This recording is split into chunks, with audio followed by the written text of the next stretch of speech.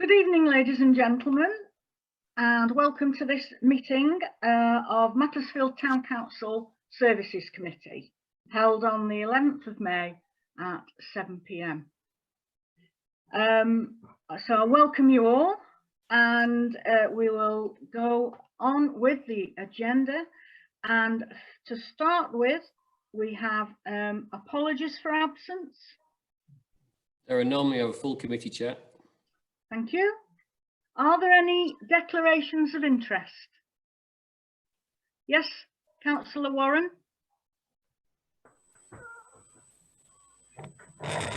Declaration in respect of item 7.6 regarding the allotment of the holder of an allotment at Brookfield Lane allotment. Thank you. Any other declarations of interest? I'll just mention that for item 15, which is in the correspondence for the LIT Festival, they do work with Macclesfield Museum, and I am a trustee at Macclesfield Museum, but it's a non-pecuniary interest, and so I will be commenting, and if there is a vote, I will be voting on this item. Thank you.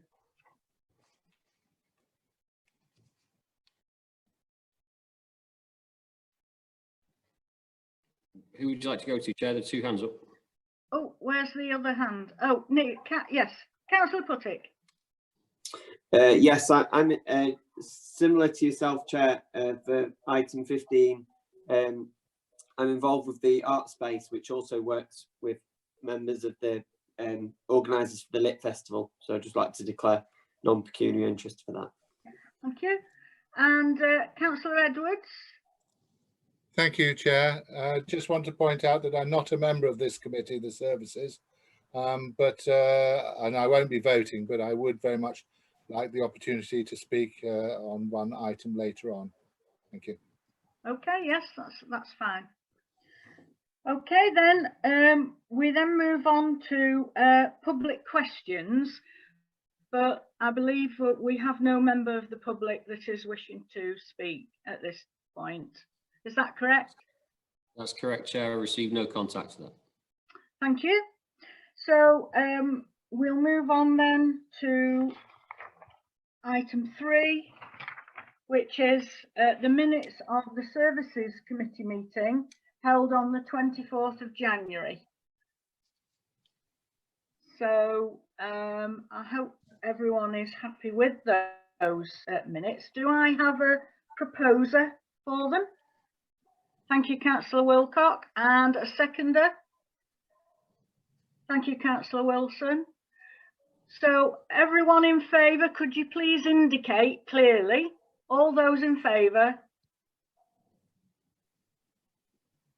Any against? Any abstentions? One abstention, thank you. So that's carried. Item 4, matters arising from the minutes. Are there any matters we need to discuss that don't appear later on the agenda? No, I believe that's okay there. So then we have item 5, which is just to note here that we had an abandoned Services Committee meeting on the 23rd of March. That was the meeting which really was the same agenda as we are now going through in effect. And it's just to note that we had originally intended to hold this meeting on the 23rd of March. It had to be abandoned because of COVID. And so here we are now in the virtual arena holding the meeting. So we note that. So now we move on to item 6, which is community engagement and events. 16.1, community engagement. Do I have any speakers? Yes, Helena?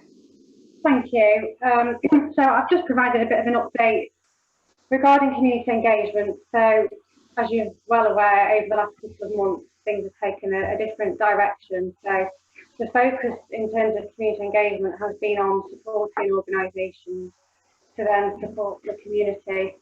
So as you're aware, we gave out grants of £2,000 to various groups within the town who are directly supporting the community, whether it be through food parcels, telephone befriending or care packages, and they're all doing an absolutely fantastic job. I've caught up with most of them today as well, and they're delivering, each one of them is delivering 200 plus packages each week to the local community.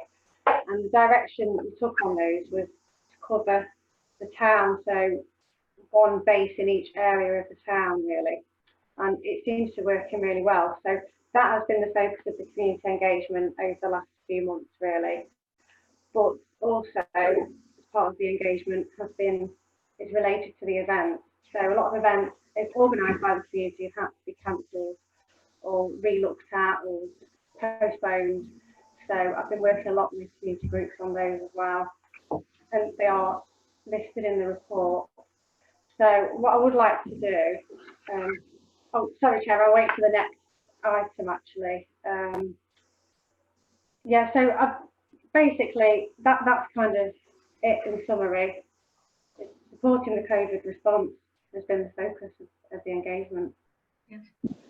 Well, thank you, Helena. The work that you've done since the start of this crisis to pull the community together and all the different organisations and to support them on behalf of the town council has been very much appreciated, both by the councillors and certainly by all the residents and the volunteers who take part in these organisations and around the community. And I just would like to say thank you very much on behalf of the town council for that. Thank you.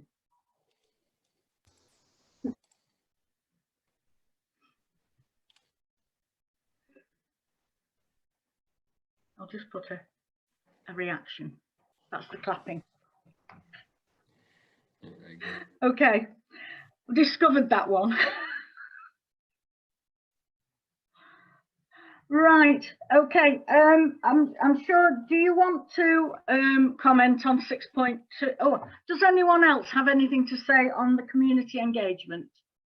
Yes, Councillor Bennett-Wake. Yeah, I'd just like to echo your thanks to Helena and all the team and to all the different groups throughout Macclesfield who've been working tirelessly, often with not just volunteers but councillors as well, and they're doing a sterling job. And my missus has still got me peeling vegetables as well. Thank you for that, and thank you to Stella too. Anyone else wanting to? Yes, Councillor Wilson. Thank you, Chair. I also want to add my thanks to Helena for the work that she's done to get all the grants in place and liaise with all the organisations. We were able to hit the ground running in awarding £2,000 grants to nearly all the wards in the town council area. We were very fortunate in Macclesfield South that Create were already up and running, but they've been doing an absolutely brilliant job. And I know from talking to you all and seeing the work that's been done, every single ward has made a fantastic effort. Not only the councillors with the £2,000 grant funding that went to every single ward, and also £2,000 to East Cheshire Hospice. So thank you to everybody who's worked so hard, and also with the People Helping People Cheshire East initiative. It's been a real success for us, and I'm glad we were able to do something so quickly and roll it out so quickly, and all the hard work that's gone into that has really paid off, so thank you. Thank you. Yes, Councillor Puttick.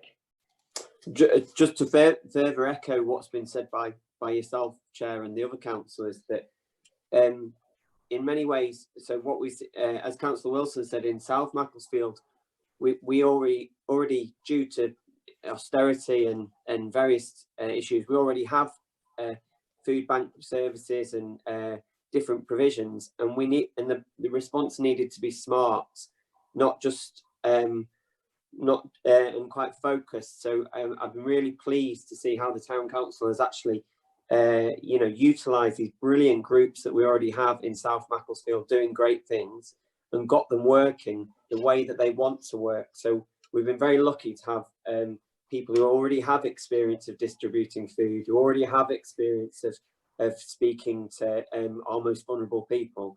And it was great to see the town council working with that. So I'm really pleased to see that. And I think that smart working has been really useful. Okay, thank you. So we'll move on then to 6.2, the events update. Thank you. So I'm just going to run through, because there's been quite a few changes to the events, as you can imagine, and as you're aware of. So I'm just going to run through them and give a quick summary on each one, so everybody's aware where they're up to. So Park Fit and Pramfit. Pramfit has been just cancelled for now, and we'll resume when we're able to do so. Park Fit, we decided to try out some virtual training sessions, and they've proved to be really popular. So we're averaging about 60 viewers and hopefully participants per session. So we're actually getting a greater number of people involved by doing that. So it may be something that we want to continue when we can actually get together to continue these sessions. We need to maybe think about perhaps we can carry on the virtual sessions as well to reach more people. So we've been having some fantastic feedback on social media over the last week. So I'm planning on getting that feedback together and sharing it with everybody as well. So it's just really positive. So the Town Crier competition was cancelled because it was due to take part in Treacle Market, as you're aware, but that's not happening at the moment. The Easter Trail was cancelled due to COVID-19. The VE Day celebrations were cancelled due to COVID-19, but I believe that what came out of it was actually really quite special, with all the streets coming together and stay-at-home street parties. So although it was an absolute shame that we had to cancel that event, I think the community responded in a really lovely way. So that was nice to see. And thank you everyone for your pictures and videos. Very good. Right, so Foodie Friday. Oh, sorry, Macclesfield Family Fun Day due to take place this Sunday. I've missed Bikeathon, so I'll go back. Sorry, Chair. So Bikeathon has been cancelled, due to take place this Saturday. The majority of the riders have donated their entry fee to Just Drop-In, which is really nice. So they're getting a nice thank you for that. But so now we have had a request from the gentleman who organises the Bikeathon in conjunction with myself and Just Drop-In. We've got a service level agreement with him, Darren Orgall, to that he provides the routes, the signage for the routes, and the practical side of the actual Bikeathon. And he has actually requested to see if we can provide the funding for the service level agreement, which was £2,000. So I wanted to ask for your considerations on that, really. Okay, for £2,000 for what exactly? I lost you a little bit there on the quality of the. Right. Okay, sorry about that. So £2,000 is the service level agreement that we have with Darren to plan to recruit the riders, to process all the registrations for the event, to plan the routes, to work in conjunction with myself and Just Drop-In to promote the event. But also an aspect of that is the on-the-day delivery. So really, I just wanted your views on what you thought about Darren's request for the £2,000, which would be the full amount of the service level agreement. So that is the amount that he's had to outlay in preparation for the event. Is that what you're? No, sorry, apologies. No, this is the fee that we're paying him to as a sports event manager to support this event. Right. So he will have had costs that he's had to outlay, but I've not had the detail of those yet. I've just had the request so far. Yeah. Well, I would say that, if it's in that service level agreement that we have signed with him, then really, I would assume that, you know, we must go ahead and pay that.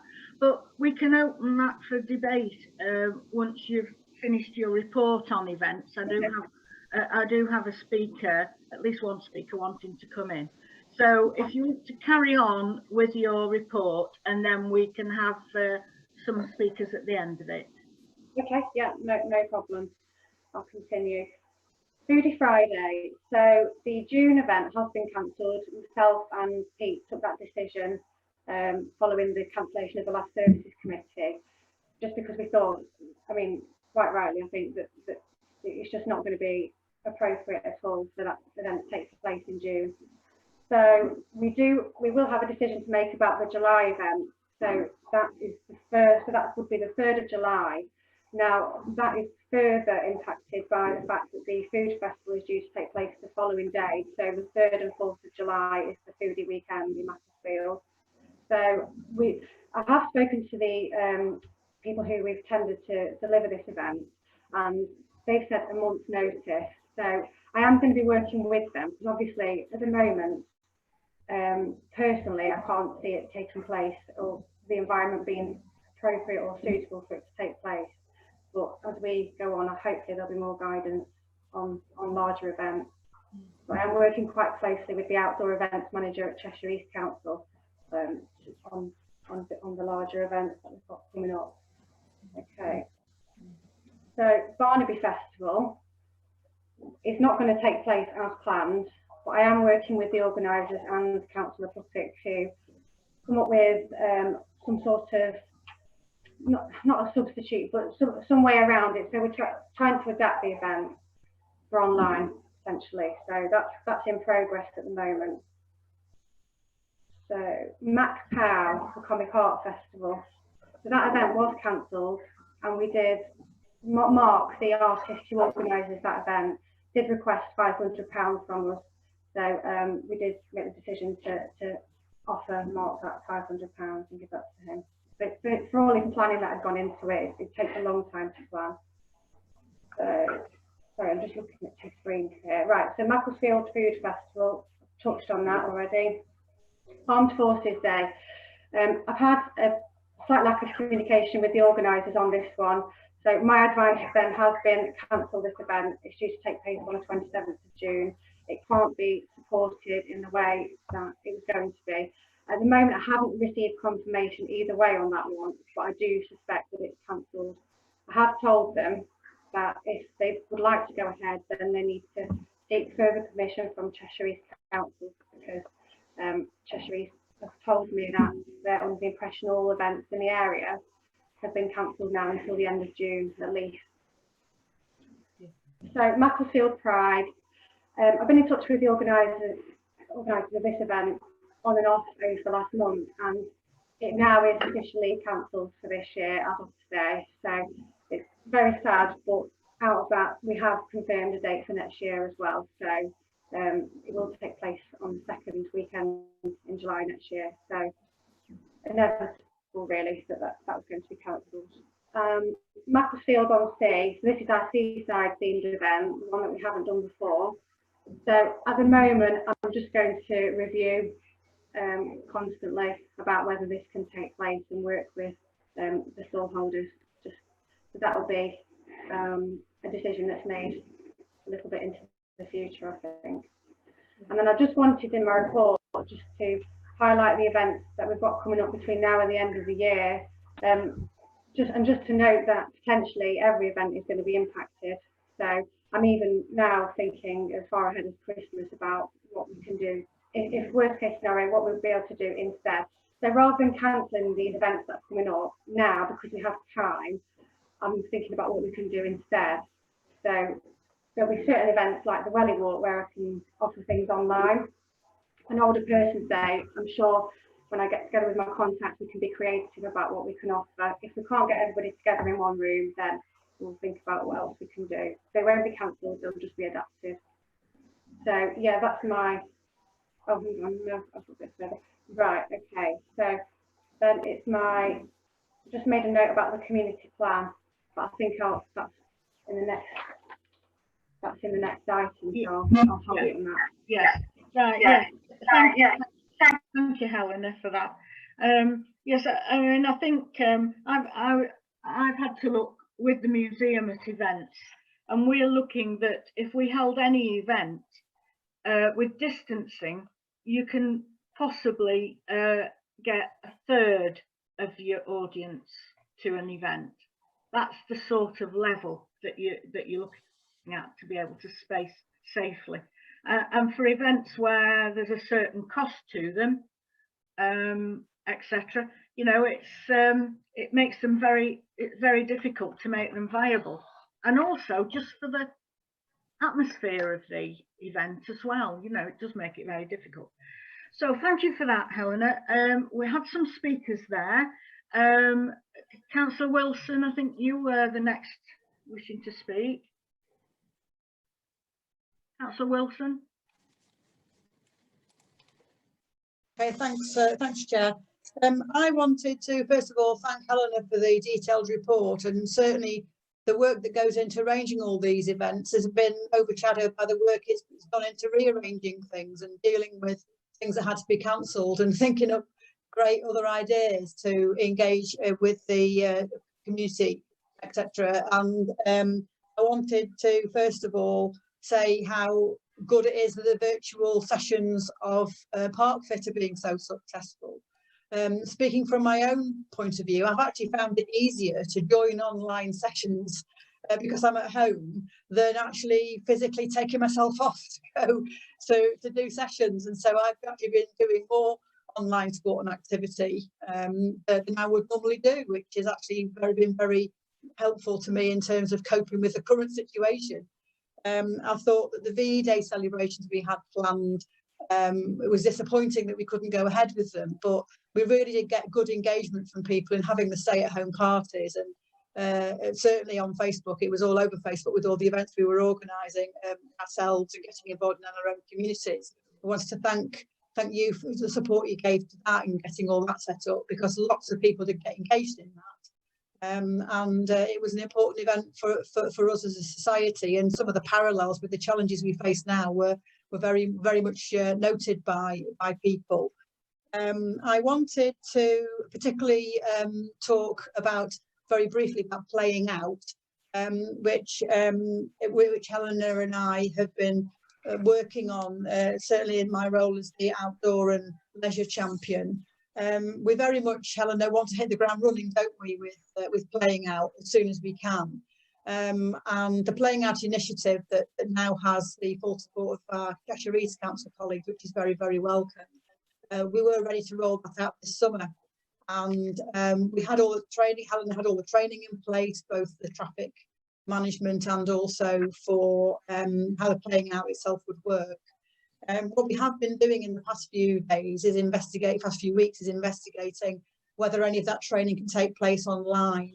I'm very, very keen to get playing out up and running as quickly as possible.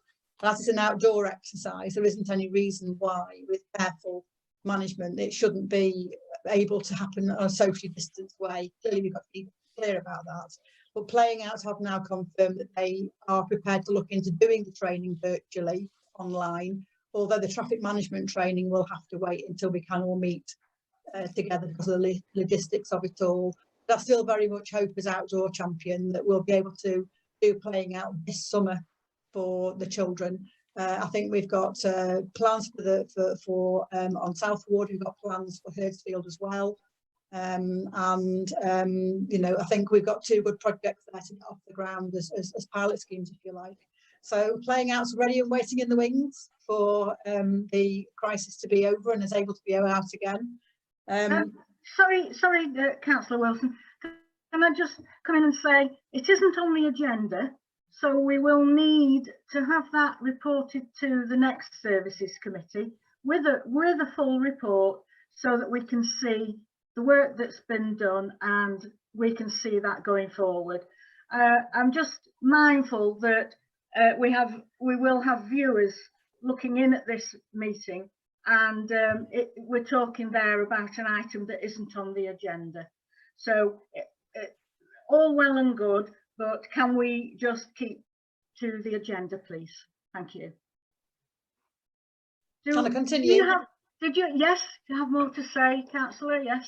Yes, I do have more to say. I think that it's important that people know we're trying to get the Playing Out initiative moved forward, and the developments I reported just now happened in the last couple of days. I was wanting to go on to say, in terms of the service level agreements we've got, both in respect for Bikeathon and also with Matt Powell, I think we should honour those arrangements and pay the monies that are owed to the individuals who've given their time to set these events up, and we should meet our responsibilities under the service level agreements we have. Yes. Are you moving that? Yes, I'm prepared to move that, yes. Yes, thank you, councillor Wilson. Councillor Puttick? Would you like me to second it now? Or- Yes, yes, just second that. Do I have any further speakers? Yes, councillor Puttick? It was simply to say, in addition to what, Councillor Wilson was talking about, the Playing Out activities, and I think that the crisis has shown that we possibly need these more than ever. And this weekend, while socially distancing and talking to neighbours, I was made very aware of that, the fact that you know, that part of what residents see our role is to actually implement the Playing Out agreement. And I was as some sort of background, I was part of Playing Out events in other cities in the past, and it's often street parties that give people the opportunity to realise that their street is their street. So this really is in line with the 20s Plenty initiative, making it easier for residents to be able to close their streets to have events and to run things. So firstly, I just wanted to feedback that there's a tremendous amount of a desire to see that in different on different streets, particularly in South Macclesfield, but also just to sort of talk about where possible, looking at things, events like the Bikeathon, to see what we can really do with them, because as the central government have said, they're very keen for people to get on their bikes and find alternative ways to travel. And I think that we should be looking at how we can, our events can encourage people to take up cycling and encourage people to walk more. And so I think that I of course agree with the service level agreements being met, but I think as well we need to look where possible whether we can do social distanced biking events, time trials, because and of course with Park Run, which is sorely missed by residents, many people have talked about that. So it's key that we get these back online, really. Yeah. Well, we'll certainly, we certainly obviously have to just go by the rules that that are imposed on us by the government. We have to follow that advice, but obviously, as you say, we want to try and free up for events and social contact where we can, but we have to follow the government guidelines and make sure that everyone's safe and work within that. Councillor Bennett-Wake. Yeah, I just think necessity is the mother of invention, and I think Helena and all the town councillors and the town hall staff have done very well to reimagine the VE Day celebrations.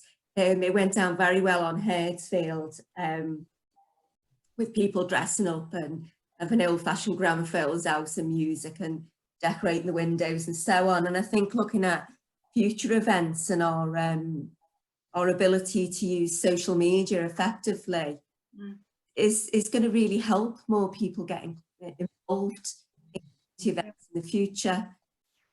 And again, if we could thank our community engagement officer again, a head might be able to get off the screen by the end of the... Sorry for being flippant, Chair. Thank you. Well, we've had a proposal for the £2,000 for the Bikeathon for the service level agreement, for that to be funded. It's been proposed and seconded. Do you want to come back, Councillor Wilson? Yes, please, Chair. I also propose £500 for the MAC-POW service level agreement. If you want to take them separately, that's fine. Well, okay, sorry, but I think you'll find that the 500 was a delegated decision and has already been taken. Reading the paper, unless I'm wrong, reading the paper, that money was released, has already been released for MAC-POW. So it is only for the bikeathon that we need to confirm. The other has already been released to delegated decision. Okay, so we just have that one. It's the 500's already been dealt with prior to this meeting. So it's just the £2,000 for the bikeathon. So if you can show clearly, please, those in favour. That's unanimous. Thank you. Unanimous. Thank you for that. Okay, and then we just come to 6.3, the community plan, which really, I think at the moment this is really on hold. We can't really make any decision on this at the moment because of the present situation. So does anyone have a comment on that? Helena, do you want to comment on that? Yes, please, Chair. So I really just wanted to say that I do think, especially now, the community plan, when we've been through a period of where we've settled down with nationally, I think new communities will emerge out of this. I think that it's already starting to happen. So I think that this piece of work will be really valuable at the right time, is my view. So I think we just need to let things lie at the moment and then reflect before we launch into this. But that's just my view. So. Thank you. Thank you. Well, I suggest we just note that and we just await when the situation improves, and we can then start to work on it with all the knowledge that we will have gained through this the pandemic and the good work we'll be able to do in the community. So if everyone's okay with that, we'll move on to item 7, which is the asset and service provision. 7.1 Western Community Centre. Do I have any comments on that one? Just to point out, Chair, Western Community Centre is rented out to East Cheshire Housing Consortium on a long lease, and they provide services from there. There's rarely any issues associated, although there was a small fire associated with the boiler a little while ago, and that's subject to an insurance claim, and there's no long-lasting damage, and everything is resolved. Okay, thank you. So we can note that. Is everybody happy with that report? Thank you. So then 7.2, the Christmas lights. Again, there's no action been taken on this for the moment. Everything's on hold because of the COVID-19. That's correct. So again, we're noting that. Everybody okay with that one? 7.3 is the floral displays. You'll note in that one, Chair, there are some considerations and recommendations associated with provision of planters at the station gateway. That's recommendation as part of the Macclesfield in Bloom process. And also there's another recommendation there considering the watering in town, the displays. It costs a lot of money to put the displays on, but it also costs to keep them through the summer, particularly when it's warm. last year's bill for maintenance, watering and keeping on top of them was just over £10,000. I'm suggesting to the committee, it was £10,327. I'm suggesting to the committee consideration associated with a seasonal agency worker to carry out the watering, which would cost just under £10,000, but in the region of £10,000 for the months June, July, August and September. That way the Town Council have control over the watering. There was an issue last year when we lost some displays due to an error by our contractor. And in doing so, that additionality will bring with it time available to the Rangers service once the watering is done each day, or if it's raining, the watering won't be required, for the season of the summer, where that can support the Rangers service and will be at no additional cost to the floral budget. So we get more service for the same money. Thank you. I do note that obviously from the report that Britain in Bloom has been cancelled this year, so we won't be having the judges round and having a look at what we've been doing. But in my view, I think, you know, we should still continue with it and have we've already got the flowers out there and the planting being done and so on. And for those people who are out on their daily exercise, and in fact I think some people will be able to go out more than on one occasion now for their exercise, I think the blooms are you know, good for the mental health. You know, people enjoy seeing the colour and the flowers. So you know, I certainly want to support this, but I'll wait to see what other speakers say. Yes, Councillor Bennett-Waite. Yeah, I support the idea of employing an extra ranger to help water the plants. They do bring a lot of joy to the community and visitors to the town when we're out of lockdown, and it's one of the things that we do get a lot of compliments about, and even waiting outside the pharmacists on Sunderland Street, the flowers give me some joy that relieved my anxiety waiting in that queue.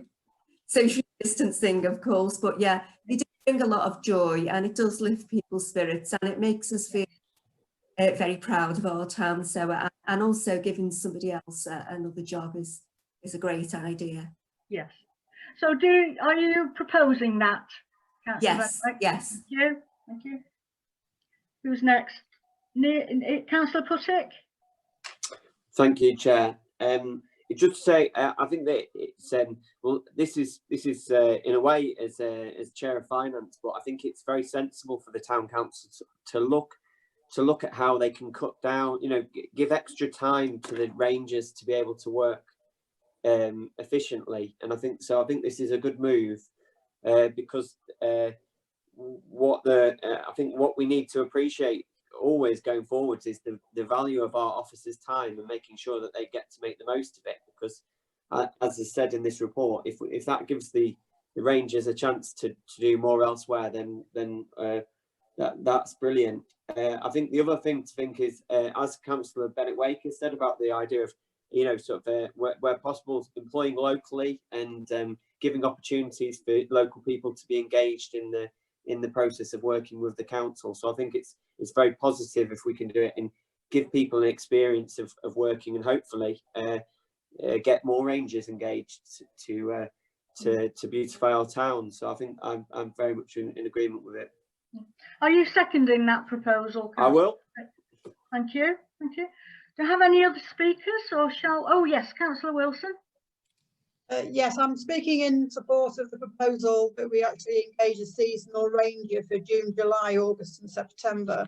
There's a town clerk's outlined in the documentation and his verbal contribution, and this is going to mean that we can get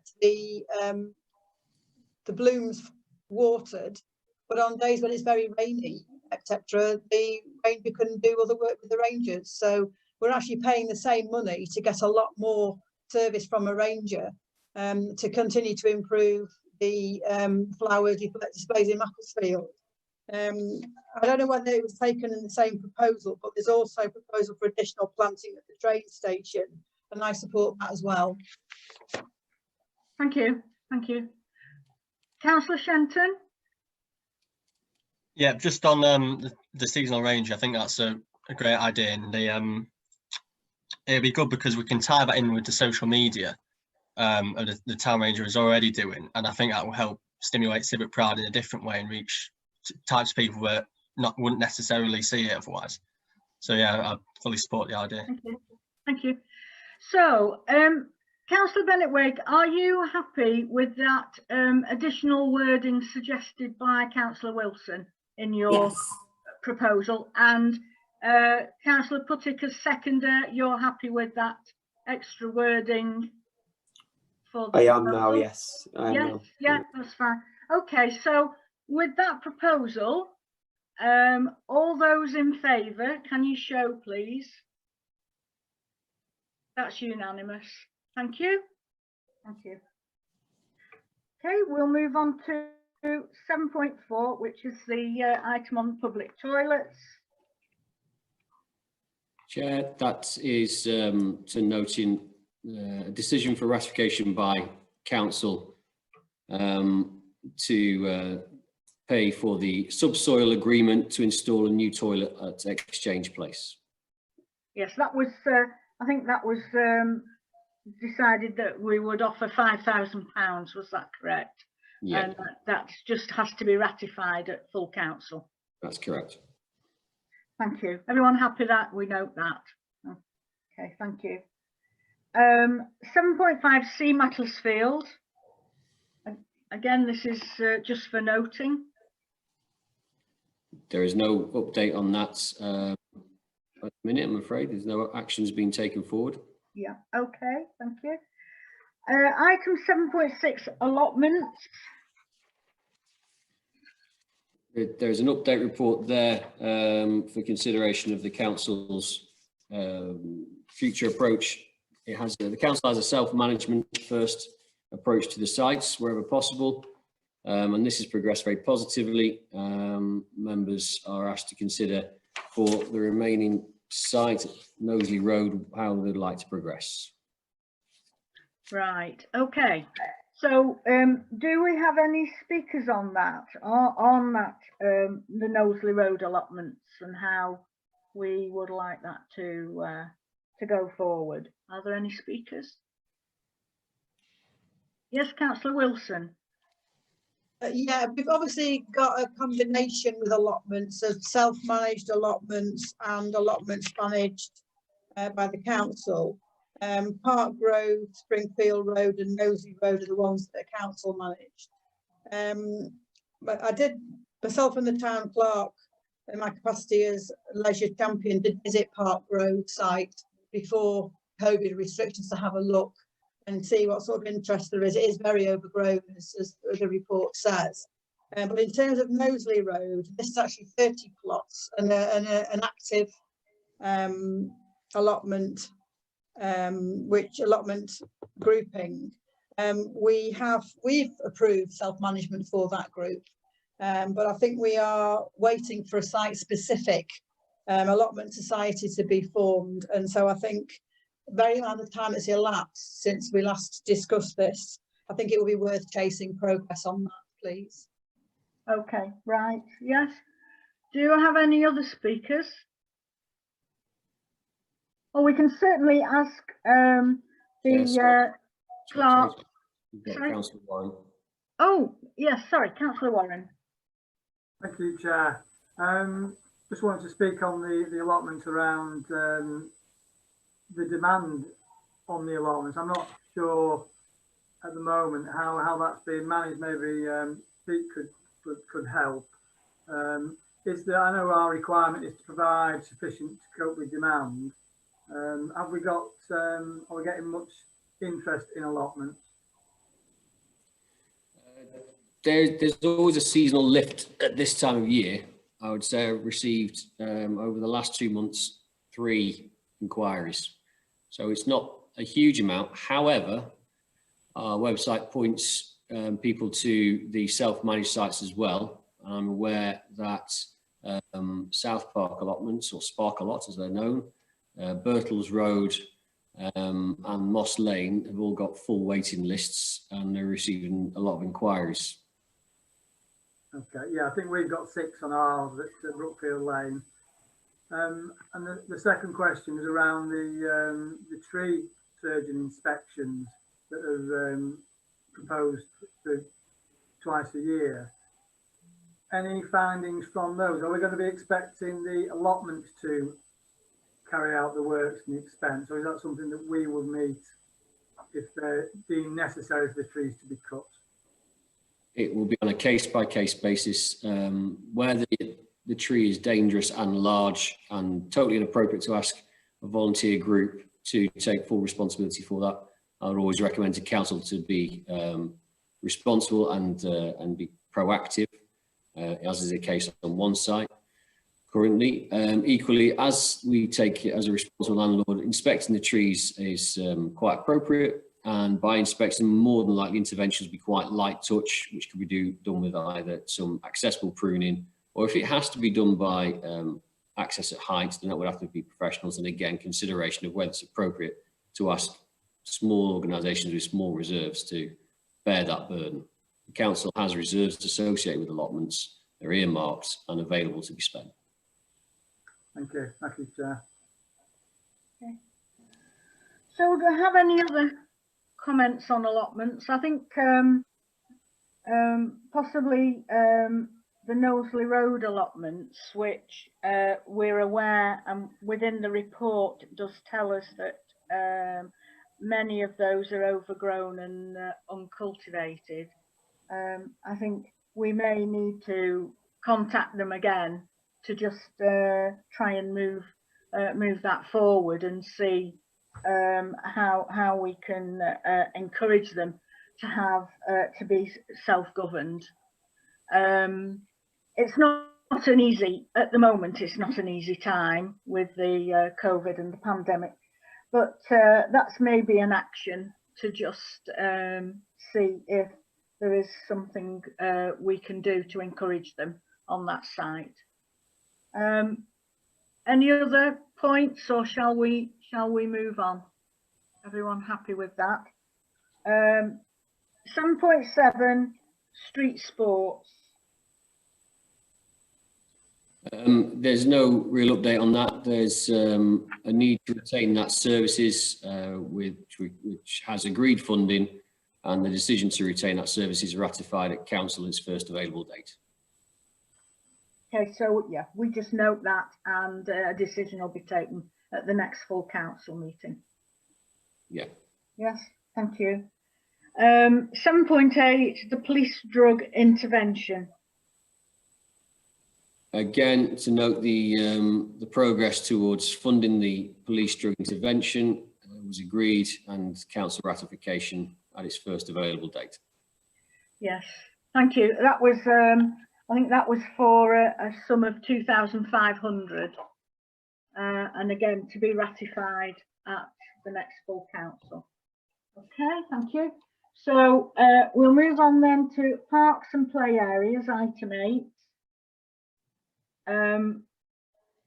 Windmill Street, I don't think there's anything further to report on there at the moment. Yes, Councillor Warren. Thank you, Chair. Just to say, I've sent an email to Ruth at Answer on Friday asking for an update, because I did see an Answer van parked on Windmill Street last week with its lights flashing. So there might be some movement there. As you're aware, it's all been locked up and shut up since the COVID pandemic started. Yes. Okay, thank you. Well, possibly Town Clerk, Mr. Turner, you could just liaise with Councillor Warren just to, or Councillor Warren can maybe copy yourself in just to keep the Town Council informed. That would be helpful. To reassure you, Chair, we're going at them in a two-pronged approach, it would seem, because I also contacted another officer at ANSA to seek an update, and I'm awaiting that update. The work had to pause due to COVID-19, however, we have a progress report and an expected delivery date. Thank you. That's good. Thank you very much. Okay. 8.2 South Park Pavilion. There is no update on that at this stage. We await a response from Cheshire East to progress the freehold transfer of that pavilion to this council for a full capital rebuild for a new pavilion. Yes, it's unfortunate that obviously with the situation we're in, that is held up and will be taking some time, particularly when we were hoping to do some work on the pavilion and maybe be able to celebrate the centenary in 2022. That's slipping away a bit now, unfortunately, but we may still be able to do something about that. Councillor Puttick, were you wishing to speak? Yes, thank you, Chair. To echo what you were saying there about the fact that, you know, it's great that we have the centenary should be a target for us to actually try and say, as much as possible, 2022 is the opportunity. 100 years since the park came into being, was gifted to the people of Macclesfield, that we get to honour it and to put something there. And as I've said in other items, it's a well-loved, well, my picture behind shows it, but it's a well-loved part of Macclesfield, and the crisis has actually shown even more that how much we need it for a variety of reasons, for mental health, for happiness.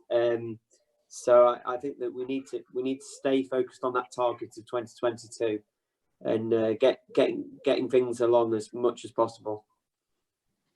Okay, thank you.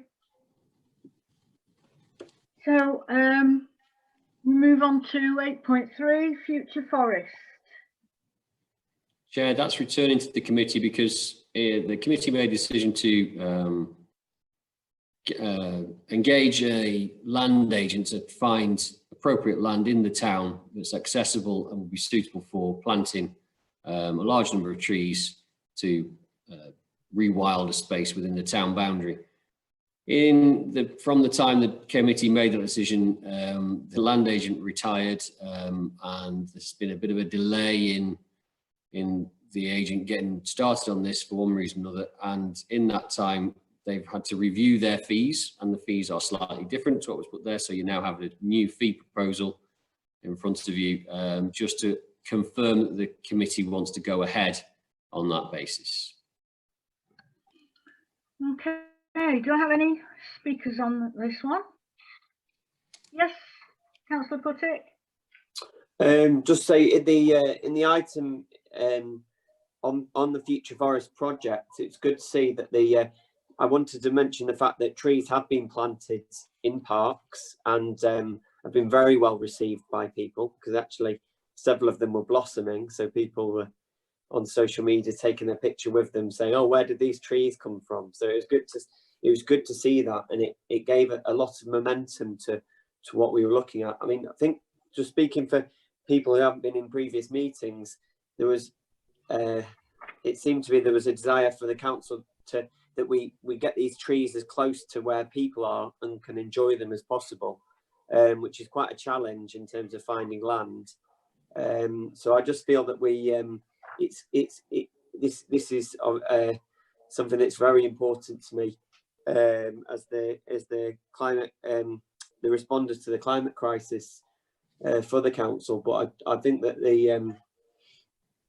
it's important that where possible we continue to look for land and spaces that are close to where people live. Throughout this crisis, we've seen sort of more and more people sort of because of the crisis, they haven't been able to take their cars, and they've been going to sort of finding different bits of the town. So it's been really interesting to see that people are discovering new parts of the town, particularly sort of bits of woodland, bits of land on the edge of town. So I think that for many people, this crisis has been a chance to sort of discover these things. So that's meant that I've had feedback from people saying that they'd like to see more woodland and spaces that are available to them. So I just want to mention that. Okay, thank you. Any other speakers on this one?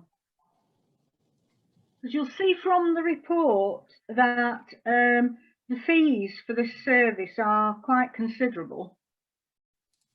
And so, you know, it's you know, are we willing to support this sort of funding for a land search?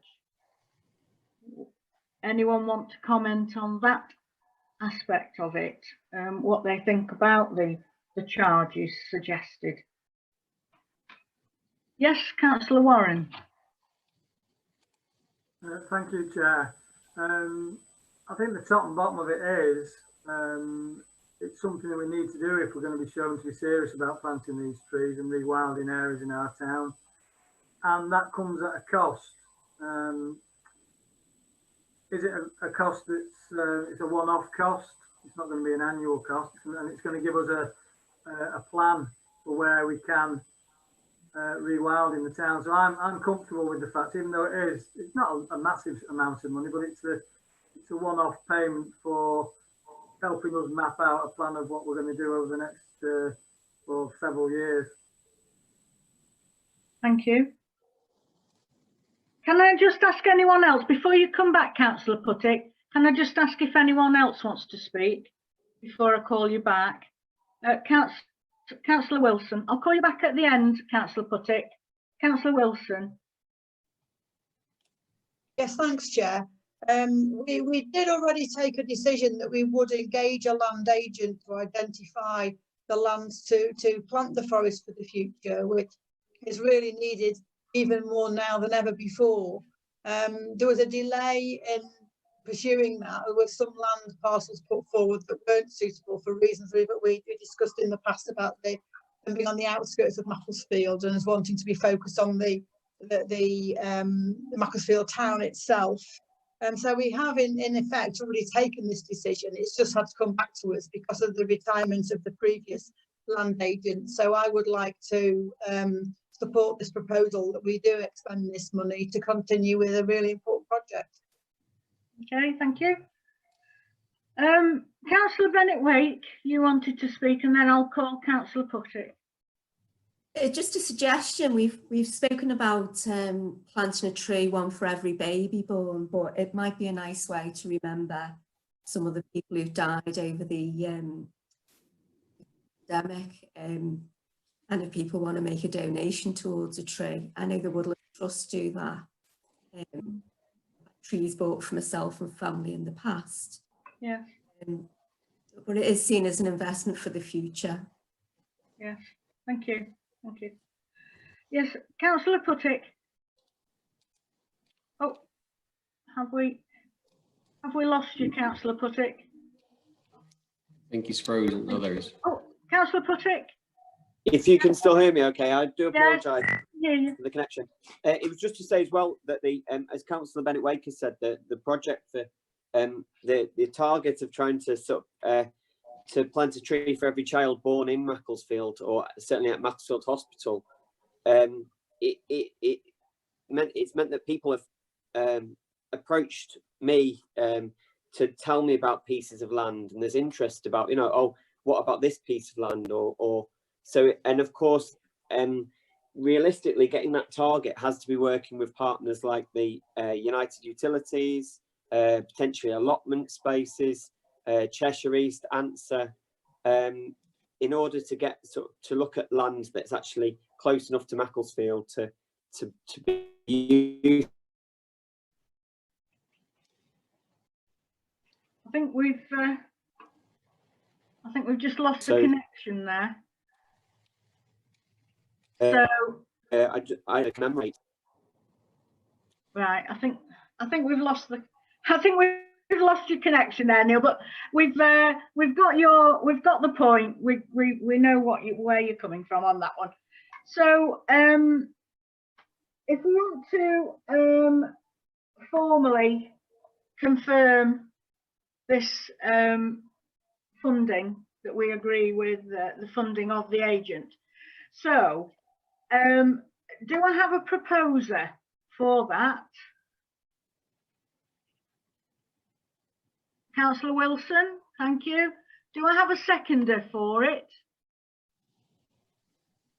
Thank you, Councillor Wilcock.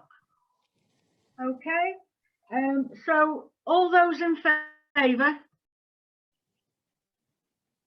That's unanimous, thank you. Thank you. Item 8.4, which is our play area funding.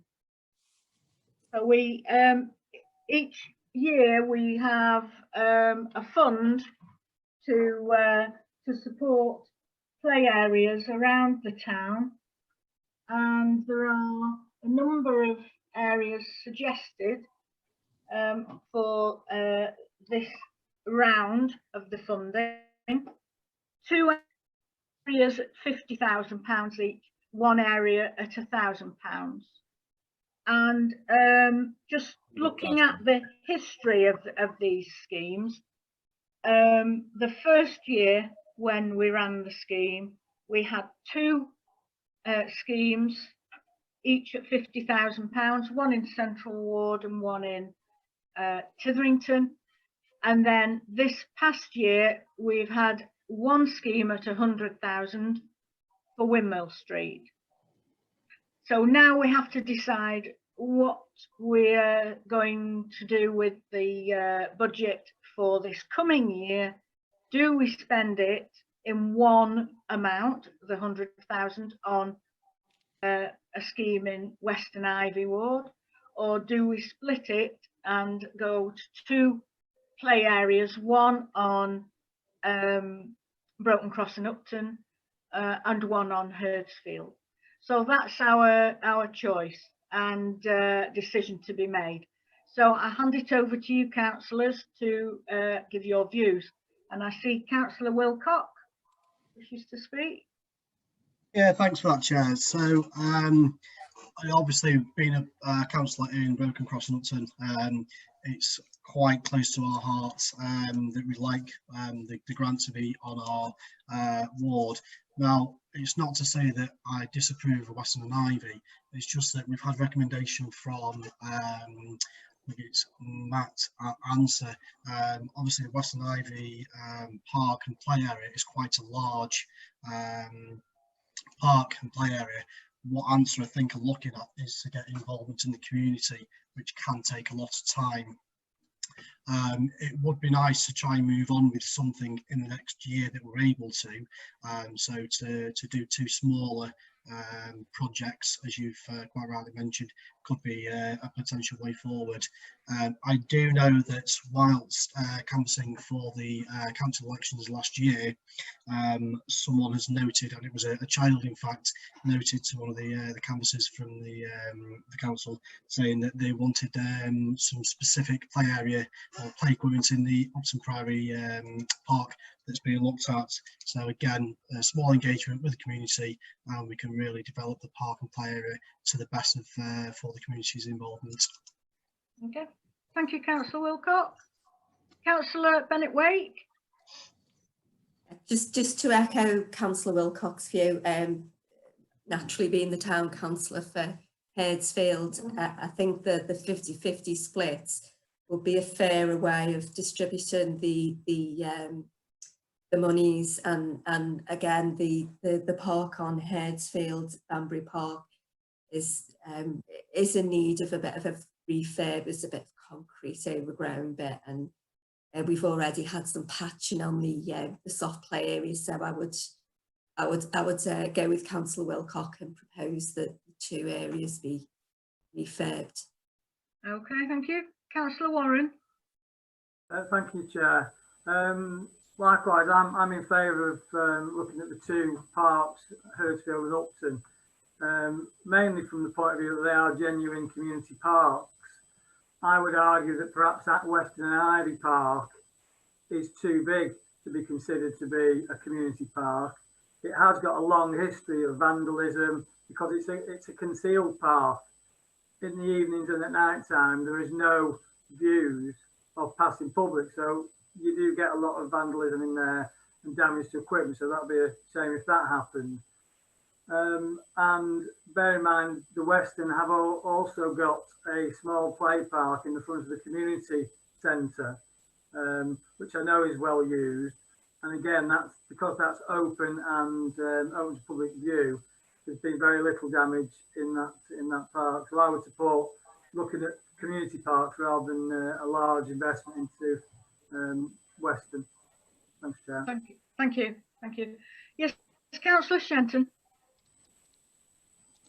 Yeah, I'd like to agree with everything the councillors have said. With regard to Lanark Walk Park, I went on a run around there today and it's not very nice. It's, swings are rusting and yeah, it's not very safe for children really. So I think it's definitely in need of some development. Yeah, thank you. Yes, Councillor Puttick. Thank you, Chair. Just to say that it's interesting to see that the street sports are working at Banbury Close, and I think this is particularly interesting because, of course, you know, play as Councillor Wilson's already said with the Playing Out initiative. I mean, play will happen with whether you've got the play equipment or not. But where it can be best, and I think we can work best, is if you've got direct investment in children's, young people's time, activities for them, and play equipment. And I think we should build that into our design for it, if you like, to actually spend time with young people in that area. And I know certainly youth services in Herdsfield, for example, would value that, a chance to actually sort of work with young people. So I just thought I'd add that. Yes, thank you, Councillor Puttick. Yes, that's a point well made there. So, Councillor Wilcock, are you proposing that we, the two play areas are the ones we will support this year? Yes, you're proposing. And Councillor Bennett-Wake, are you seconding that? Okay. So all those in favour? That's unanimous again, thank you. So item 8.5 is Rugby Drive. Do you want to introduce this one, Mr. Turner? Yep, Rugby Drive playing fields, a site in Tiddington Ward.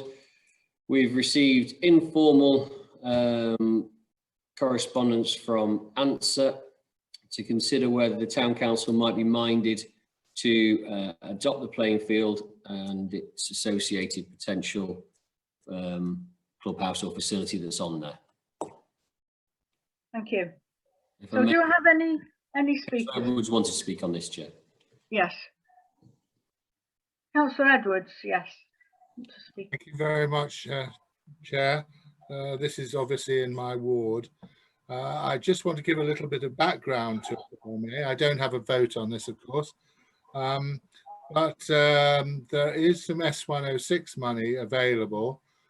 Some of it has been used on surveying the land. I understand, and I'm relatively new to Macclesfield this time round, although I lived here many years ago, that it was the rugby fields before they moved up to by Upton, Broken Cross, and that the fields were damaged in some way when they put the Silk Road in, and the drainage was damaged. That's just hearsay. I don't know whether it's true, but the simple fact is that the pitches are only we're only able to use the pitches sporadically because of drainage. There are plans, ANSA has had a survey, as I say, done. There are plans to drain the football pitches properly. There are plans to put a little white picket fence around it to keep the dogs off it and keep them in good condition. Similar, I don't know if anybody's seen them, but similar to the Bollington setup now. I've heard an awful lot of comments about flood lighting and is it 3G or 4G pitches, these sort of hard pitches and so on. I don't think we're ever going to be that ambitious, but I do think that the football fields will be a huge asset to the town if we could possibly take them over.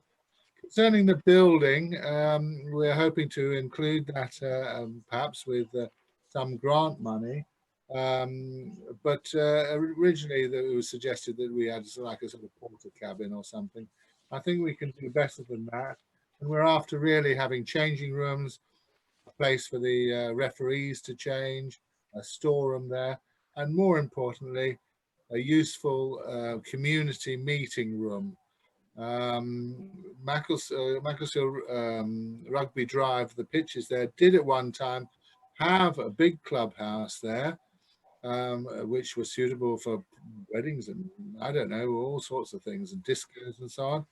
I have nothing as ambitious as that, but I do feel that Titherington has an absolute dearth of suitable places for people to meet, not just young people, but mothers and toddlers groups, and I don't know, even somebody suggested a bridge club. I think that's about it. As I say, I have no intention of having an enormous place, but I think it'd be a wonderful asset for the town and for Titherington. Thank you. Thank you, Councillor Edwards. Councillor Wilcock. Yeah, I'd just like to come in and say, obviously it sounds like a fantastic thing that's hoping to get done on Titherington Ward. If you look at Congleton Road playing fields, they're well used. There is a clubhouse where people are able to get changed. Bring that to Titherington, and we're bringing even more community involvement into the town of Macclesfield, going from obviously the football and further afield. So I fully support the plans to hopefully get the Titherington playing fields updated and with specific changing rooms, etc. Thank you. Councillor Warren. Thank you, Chair. A bit of a question there, I suppose, to the clerk. If we were to asset transfer this space, are we required, or is there in that agreement that it has to be retained as football pitches?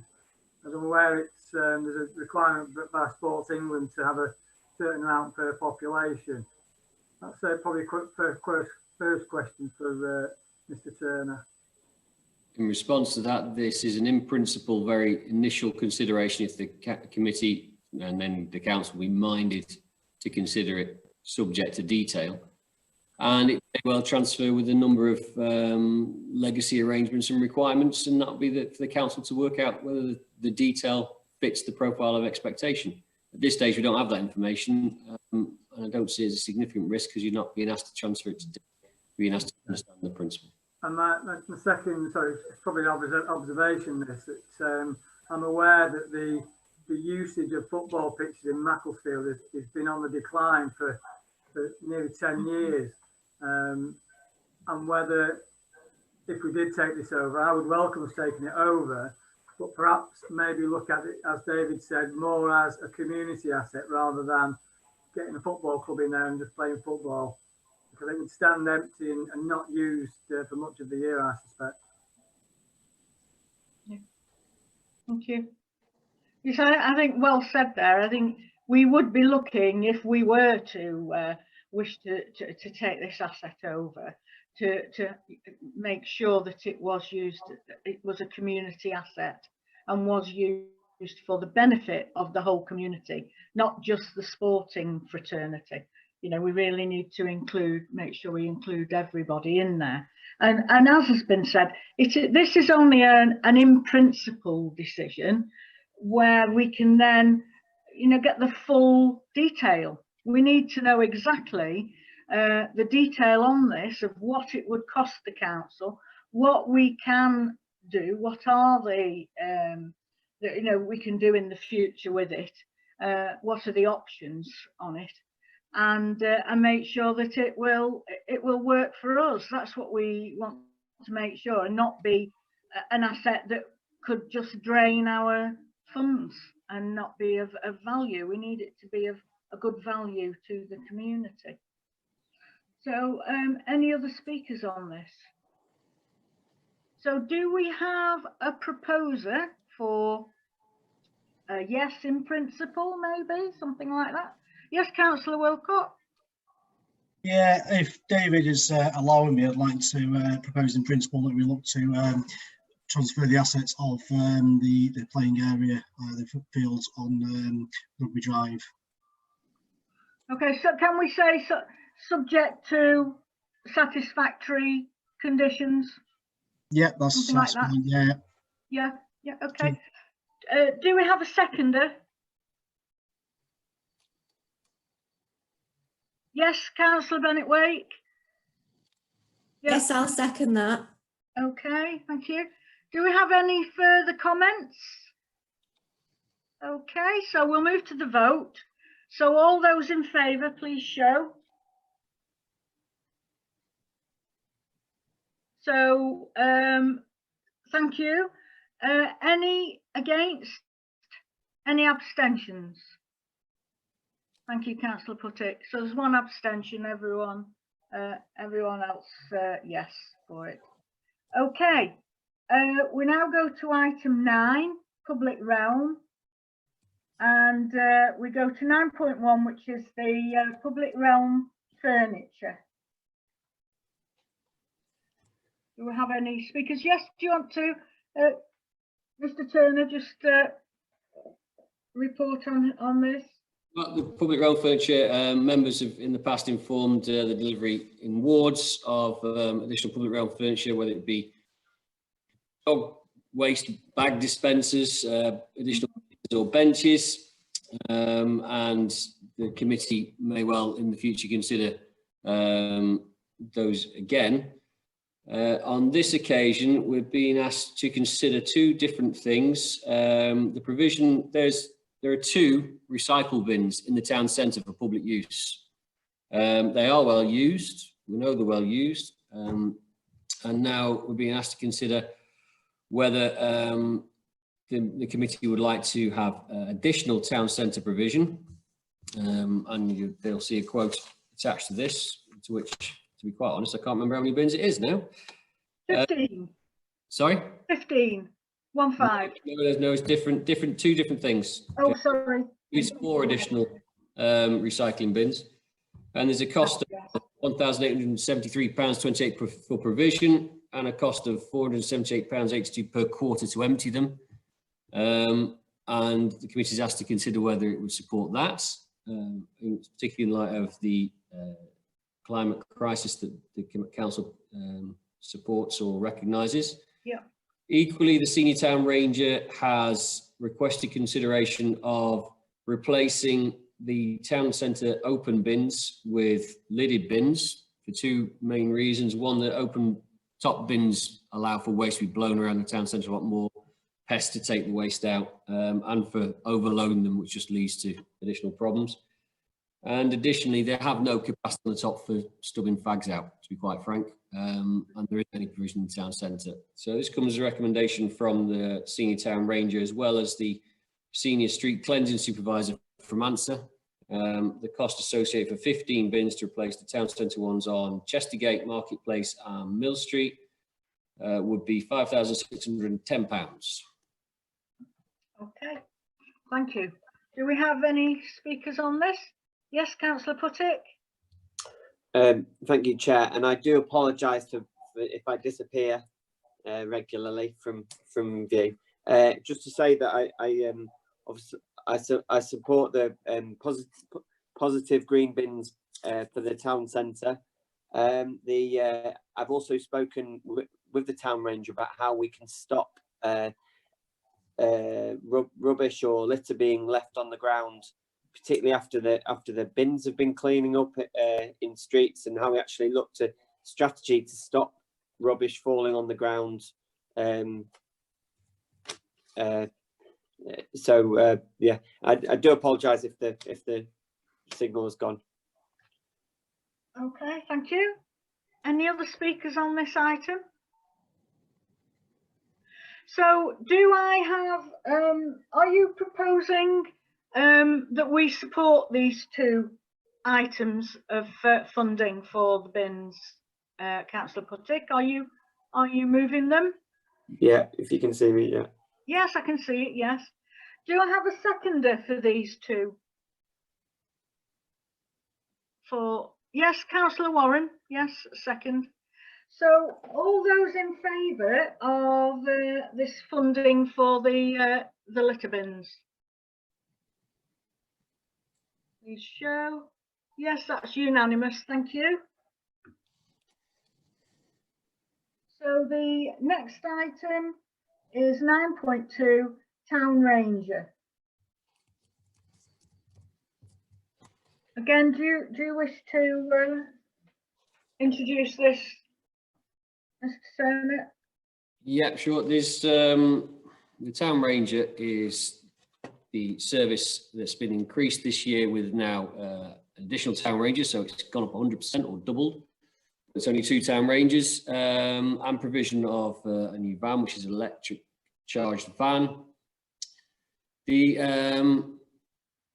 The committee is in the position to direct future delivery, and I'm not suggesting tonight is the night to consider any increase or review of that service. However, I bring it to you for future consideration of how you would see the service in future years, because in future years you'll have to inform any budgetary changes that you might see appropriate.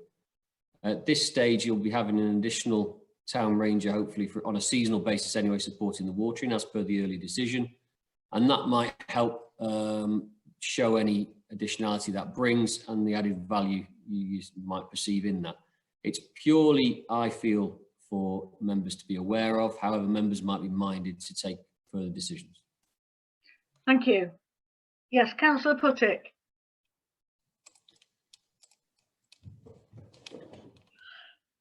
Oh, I think Councillor Puttick's frozen a little. Sorry, yeah.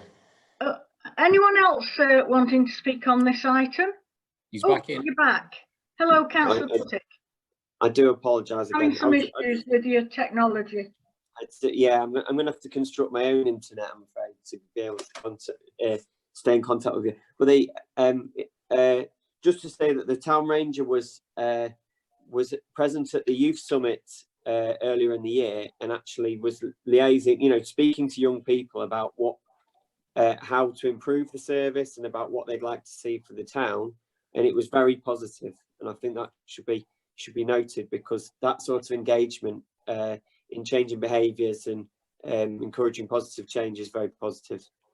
And just a second point, if you can still hear me, was just that it's very positive to see the electric van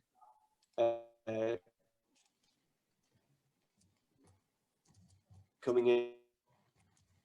I think we lost him again. Right, I think we've lost. So, yeah, Councillor Wilson, you were wanting to speak?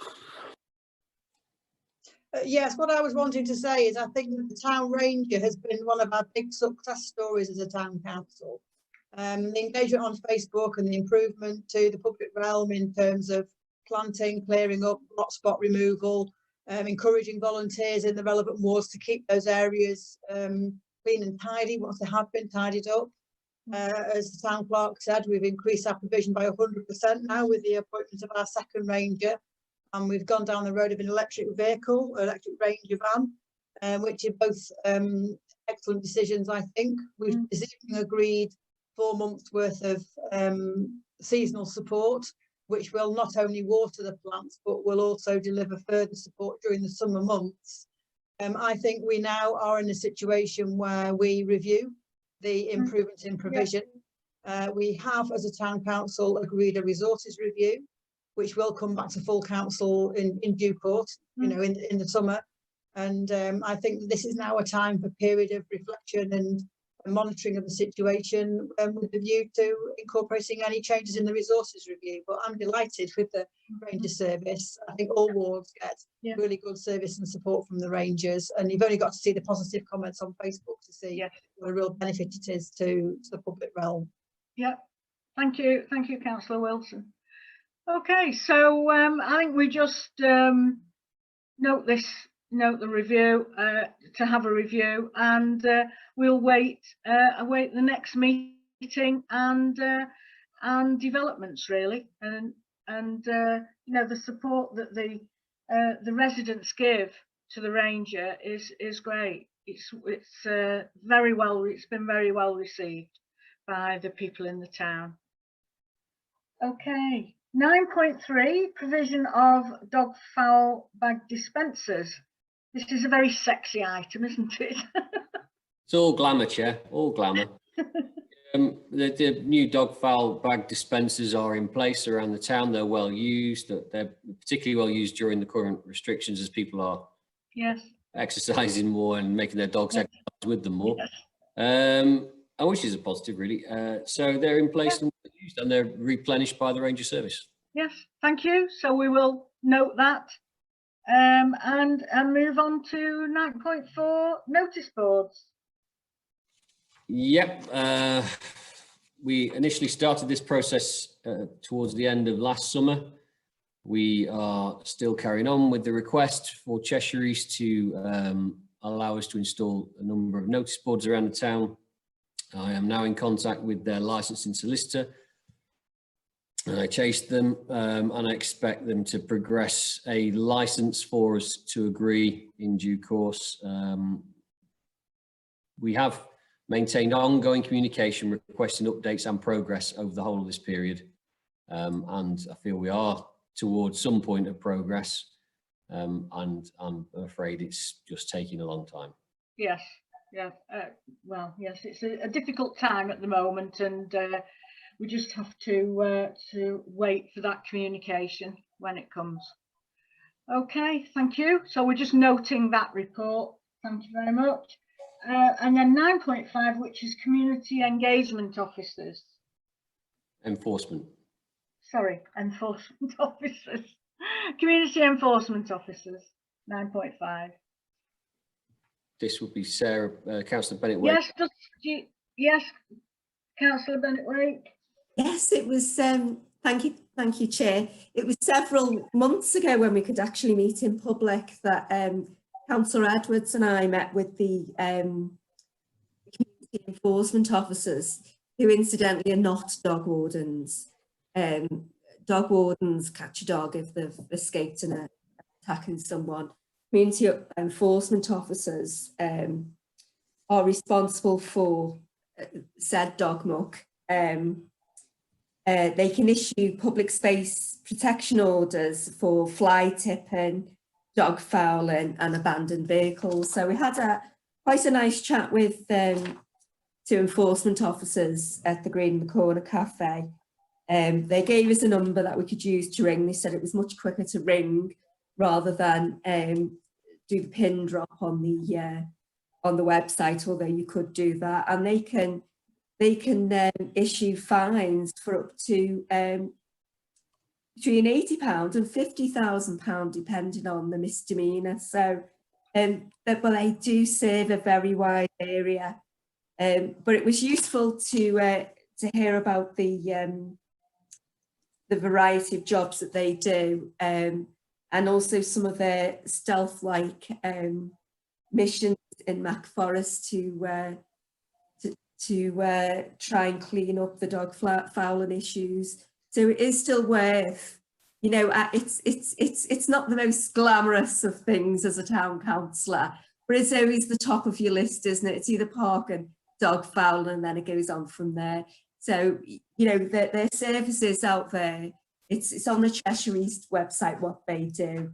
And there's posters and campaigns. I sent round a circular some time ago. I can send it round again with the number on and the website link and everything there. So that seems such a long time ago. Yes.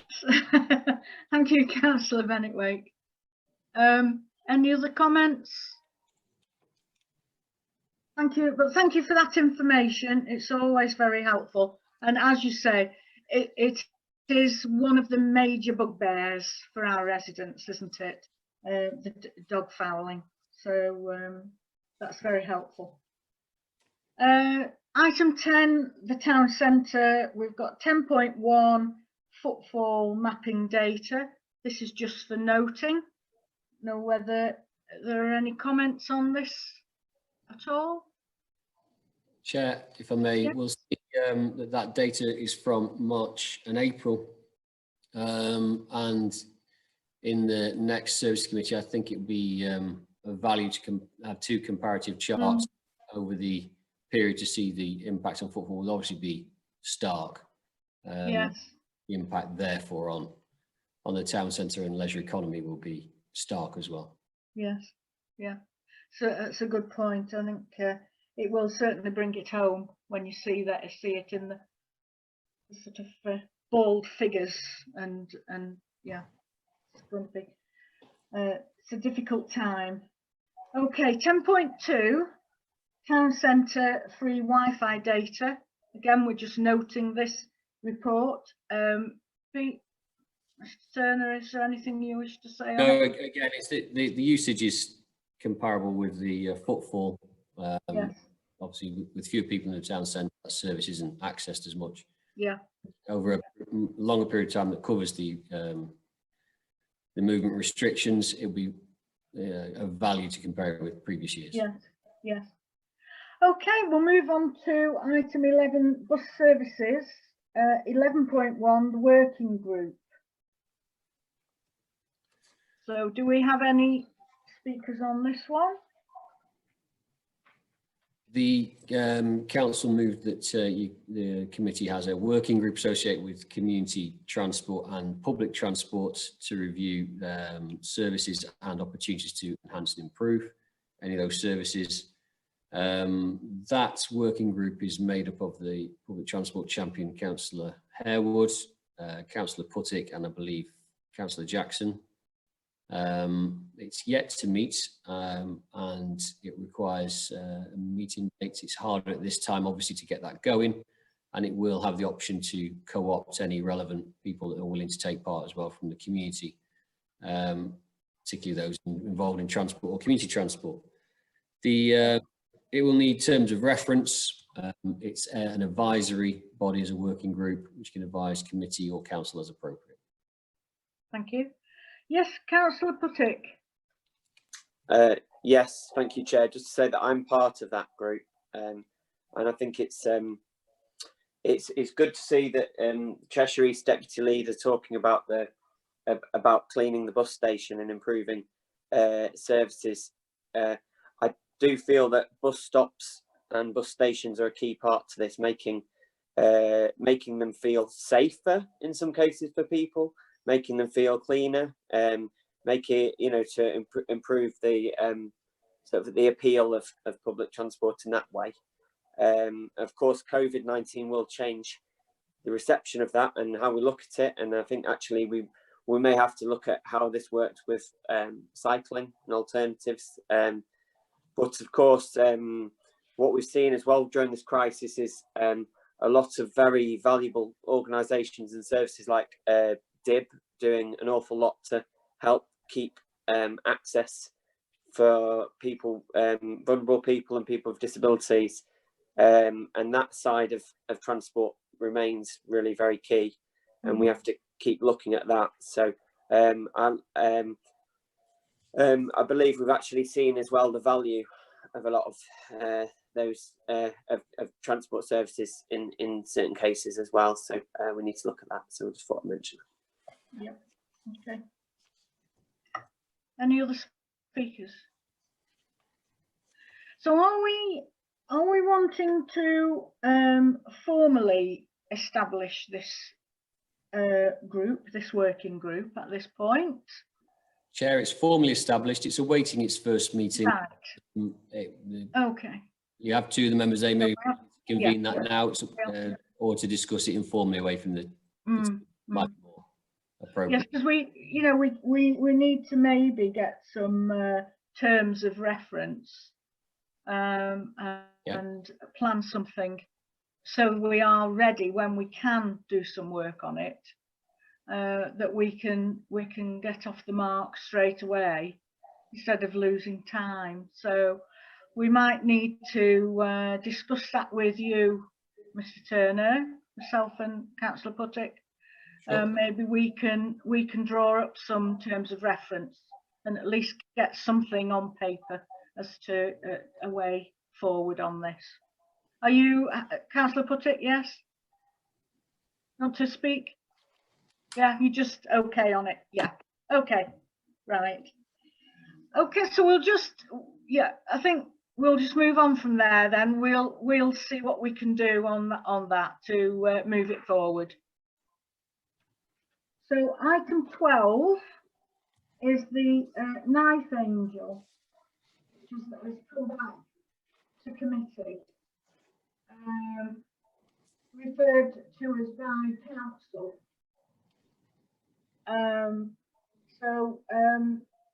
I know that council referred it back to services for further information. There were a number of points raised, wanting clarity on certain aspects. And of course, with the pandemic, I believe that really no further action, and we don't think we've got a report. Oh, we've got a small report here. I think this was from full council, was it not? This was the report that came to full council that we have here. So we have no further information since full council. So yes, Councillor Wilcock, how do you want to move forward on this? Yeah, thanks, Chair. So I was one that moved it to from full council to services committee, because obviously we've got the ability to look potentially in more detail of what benefits it would bring to the town. I was looking on I'm looking at the schedule for the Knife Angel. The Knife Angel is currently in Telford, where it is actually staying until the current crisis is over. There are 5 or 6 other confirmed towns or cities after that, a number of potential. So if obviously the committee agrees, would it be better at the moment to look at this when the current crisis is over? Other towns and cities are actually maybe potentially going to confirm. We can look into more detail with the police, as we've asked, to see what other services they would offer, not just the knife crime, but obviously other antisocial behaviour workshops, etc. And then we might be in a more better position to look and see if we are able to look to bring the Knife Angel and the benefits it has to Macclesfield. Okay, thank you. So you're suggesting really that we put this on hold until we know when there's a likelihood that it will then come around the country, and we can then make a decision with some information. Yes, Councillor Warren. Thank you, Chair. I'd like to be convinced there's a need to spend £5,000 on the Knife Angel. I agree with it in principle. I can understand why it's visiting places like Nottingham and Salford and London and the big cities, the conurbations. I'd like to see some data around knife crime, particularly in Macclesfield, or speaking to particularly the high schools, to see if it's an issue within schools. And could we not spend the £5,000 to commission a local artist to produce something that might be a long-lasting thing that could be used year after year, if the police are going to get involved in doing some education with the young people? It's not to say it's not a good idea. I just think a one-off £5,000 is a lot of money, whereas we could do an annual event around knife crime, antisocial behaviour and bullying, etc. in the schools, and make it almost a standing order on in our budget. Thank you, Councillor Warren. Yes, Councillor Wilcock, you want to come back? Yeah, for me, thank you, Chair. So, Councillor Warren, I will actually say that it's a positive thing that you put forward there. Obviously, the Knife Angel is a national monument that obviously highlights knife crime. There is a potential, and I don't know the figures, so don't quote me on this, that Macclesfield is, as you quite rightly say, may not be a hotspot for knife crime. In the relation to commissioning an artist to generate some monuments, absolutely fantastic. And also you talking about maybe putting it into high schools Obviously, we've got Councillor Buttick who has the youth summit. It could be brought out for that as well to try and engage the young, so the young people of the town in that youth summit as well. So yeah, it's something that we could think about. Again, we've got a bit of time to be able to discuss and make a decision of what we're wanting to do. Okay, thank you. Any other speakers? Yes, Councillor Buttick. Thank you, Chair. Just to agree with what Councillor Warren's saying, particularly in just the of course the prescience and the relevance of this of this project is very important, but it has to be something that fits into what's actually happening in Macclesfield, and it has to be something that is of use and relevant. So I think that it would be sensible to as Councillor Wilcox says to actually to see about this. But I think that we should make sure that this is something that is relevant to Macclesfield and to young people's experiences. And yeah. Okay, thank you. So just to clarify then, are we going to look at something separate for Macclesfield rather than going ahead now with the Knife Angel? Is that what we're suggesting, that we use that funding to do something particular in Macclesfield with maybe our own statue or monument of some sort, and have our own workshops? Yes, Councillor Warren, do you want to maybe come back and clarify what you want to propose? Yes, thank you, Chair. Yeah, I think I would like to propose that we do look at the £5,000 to use it on local issues. We might look at bullying or something more prevalent.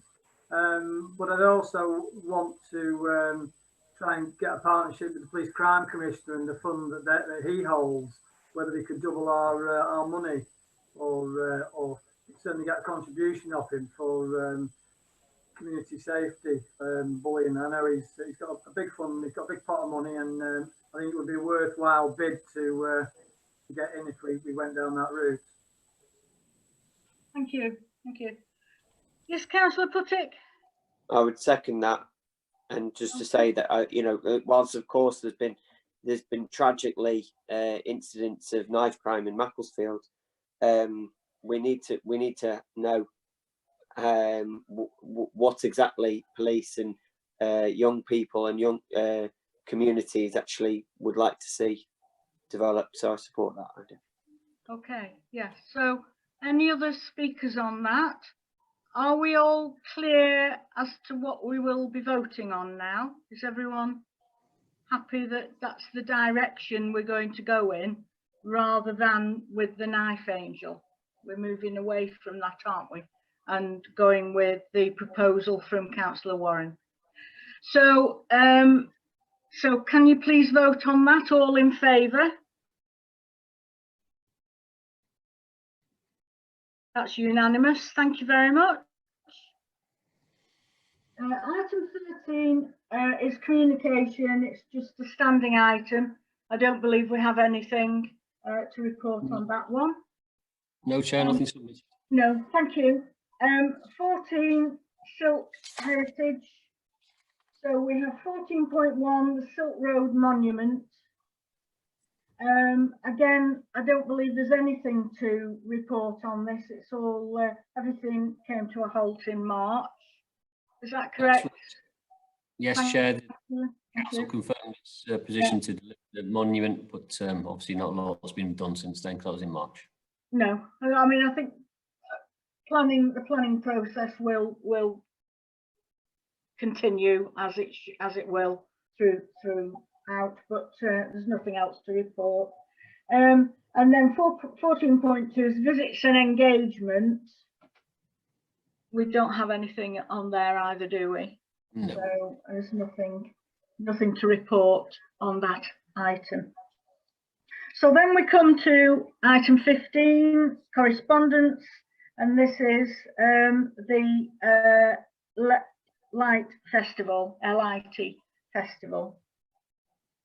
So do I have any speakers on this one? Yes, Councillor Bennett-Waite. Yes, thank you, Chair. I'd just like to clarify the number of schools involved in outreach, and to sort of look at how to gain more information from the group on how the LIT programme would benefit the wider community to include more people. We're sort of looking in the virtual world now, how that could engage people as well. And also the possibility of using another form of light instead of the usual fireworks at Christmas, as they release a lot of PM10, PM2.5. So yeah. Thank you. Thank you. Do you have any other speakers?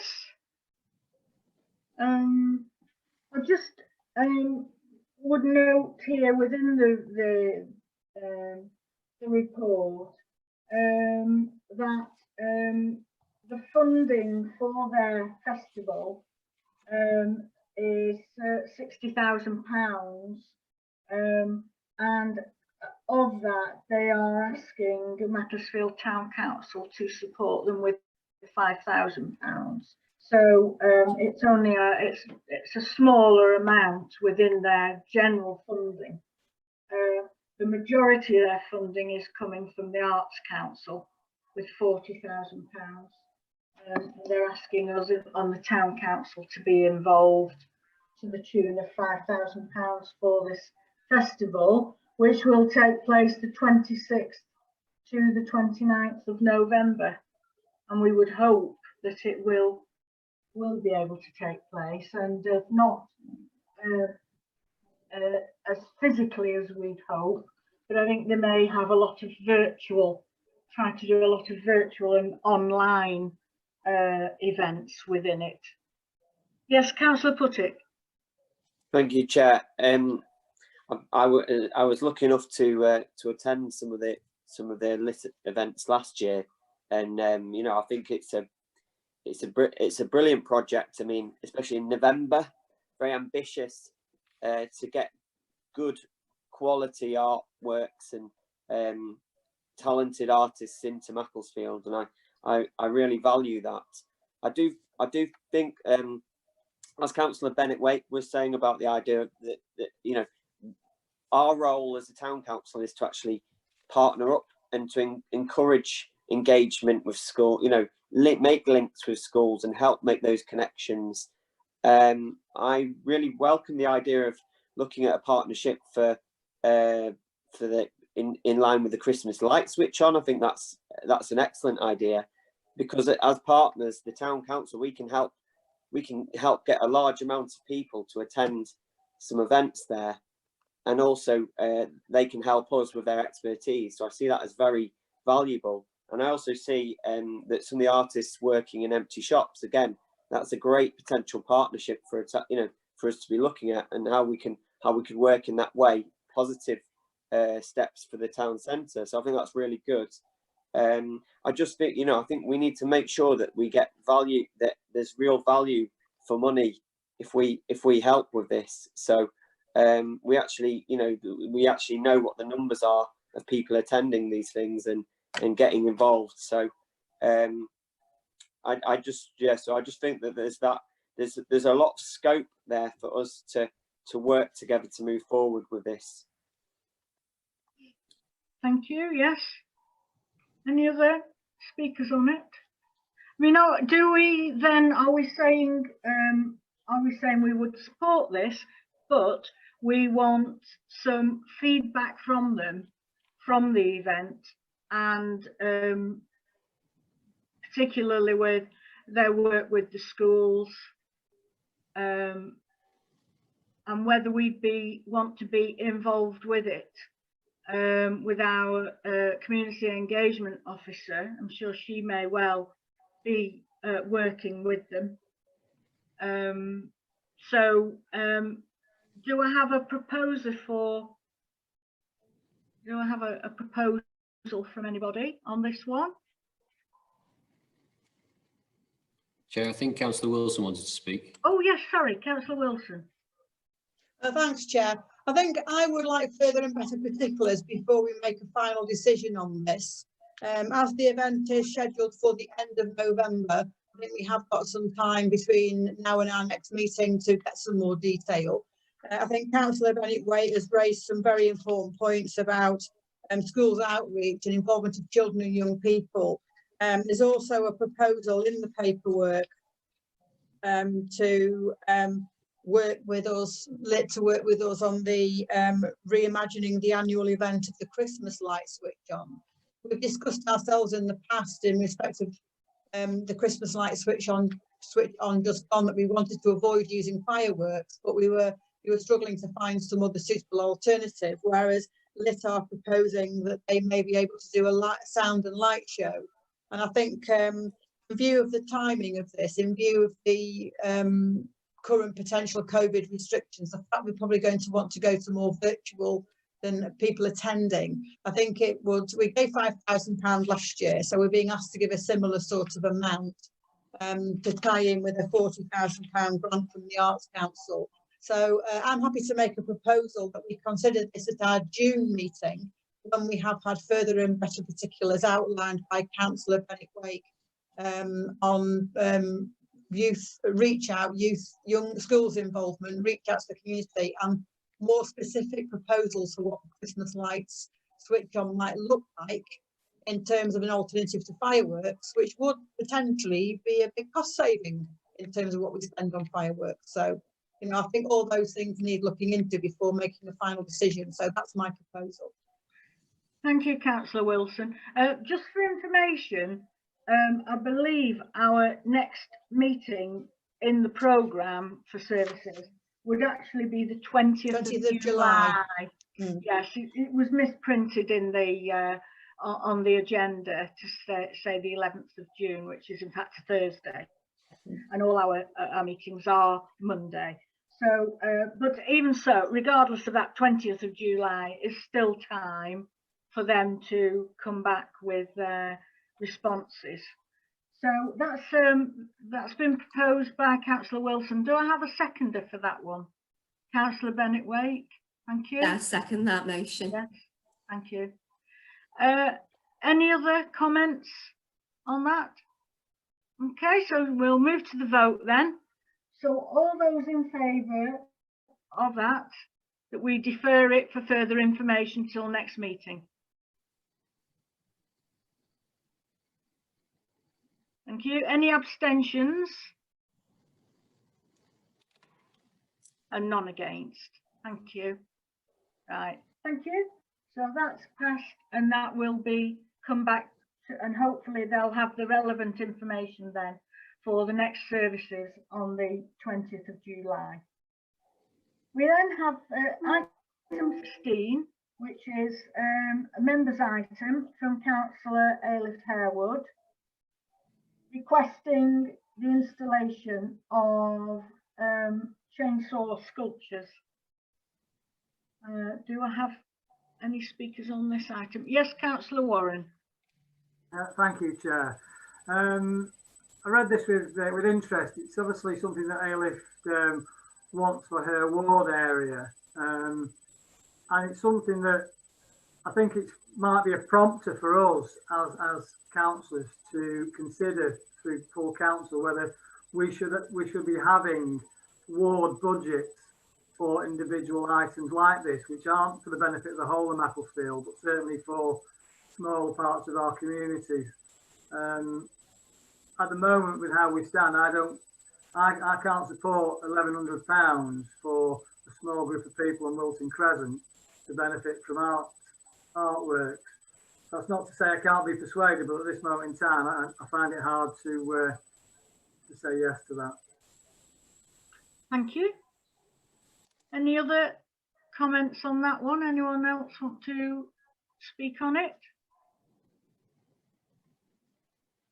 Anyone else? Yes, Councillor Wilson? Yes, I agree with Councillor Warren. I think the position we've taken with public realm improvements, which I think this does come under, is that we've considered all requests at once. So when we came to look at things like the provisions of bins and benches and notice boards, we all were asked to make our bids, if you like, for what was required and justify for our wards what was required. And in some respects, we did more work in some wards because there was more. I mean, Broken Cross and Upton needed bins and benches, and we agreed a provision for Broken Cross and Upton ward because that had been a lack of provision in the past. But the thing with something like this, whilst it's they're nice sculptures, I can see how they would be, you know, desirable to go into a ward. I agree with Councillor Warren that if we're going to do something like this, it needs to be equally applied across the whole of the sort of public realm improvements. So I think the idea of having a ward budget for this sort of thing would be one way of doing it. I also think that if we're going to be doing public realm improvements, everyone should get the chance to have a look and see if that will benefit their ward. So, I mean, I would defer to the town clerk as to whether a ward budget is something that we will be able to do. I don't know the answer to that question, but certainly I don't think we should be doing individual things for individual wards when we should look at the whole thing in the round, as we've done with other public realm improvements. Yeah. Thank you. To answer the ward budget question, Chair, everything is possible. However, I would recommend that if the members were minded to generate a ward budget, whether it be in a future budget or to take from an appropriate section of the budget this year, it will be down to council to delegate that, because the amount would probably be above committee level of £10,000, but unless you kept it to £10,000 and below for the whole of all the wards added together. And equally, then there's no provision within the financial regulations to support that sort of delegation as yet. So that would also have to be amended to meet that. I think on initial thoughts, and it's only my initial thought because this is a new conversation, that I would advise that the committee it directs us to contact all members based on all wards, and for their consideration to be submitted to a future meeting date, giving plenty of time in the future, potentially September, October date. And then any consideration associated with that might be there. And if there wasn't enough interest, maybe that would be held over a bit longer, but consideration down the road. I think to mess around with the financial regs and scheme of delegation might be a bit messy. Okay, thank you. Any other comments on? Yes, Councillor Warren? Sorry, I think I might jump the gun there. I was going to ask for an ad hoc members item to be considered. When? Now. Now? That's No. if we finished with the wood carvings, Chair. No, it's not. Unfortunately, we can't do that because. Oh, hang on. Peter's going to overrule. No, I'm not going to overrule, Chair. I happen to know the context of this, and it might be relevant to an earlier item on the agenda. And it's your discretion, Chair, whether you'd be willing to ask Councillor Warren what item that relates to, and whether you'd be willing to consider it in the meeting. It's at your discretion. Right. Okay then. What? What's the item you? I would advise you haven't quite finished with this item yet. No, we haven't actually. No, you're quite right. So, are we refusing this? Are we going to say no action on this item, this member's request? Is that? Do I have someone to move a motion on it? Yes, Councillor Warren.